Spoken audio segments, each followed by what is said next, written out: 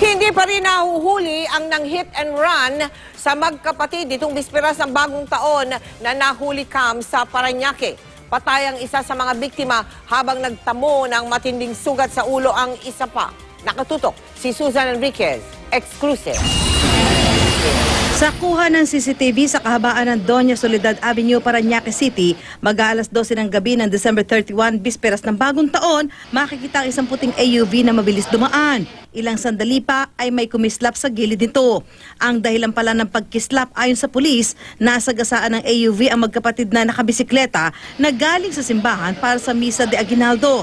Si Valentino Guerra, 11 taong gulang, nagtamo ng grabing sugat sa ulo. Namatay naman ang 13 taong gulang niyang ate na si Erica. Ang masakit pa, hindi raw huminto ang puting AUV. May isang puting FX, binunggo sila sa likod tapos tuloy-diretsong umalis. Nagpapagaling si Valentino ngayon sa malalim na sugat na natamo. Siya raw ang nagmamaneho noon ng bisikleta, angkas ang ate niya. Lumiko po ako doon. Nandun na po ako sa gitna, tapos bigla pong nabunggo na po kami. Matulin ba yung sakyan? Matulin? Mabilis po.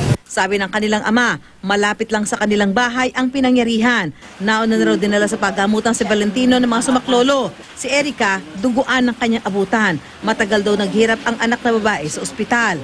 Magpakita ka naman. Hirap na rin po kami naman sa buhay. Dapat di mo na tinakasan yung obligasyon mo sa mga anak ko. Hindi naman hayop yun Para mo na lang iniwan sa gitna ng kalsada.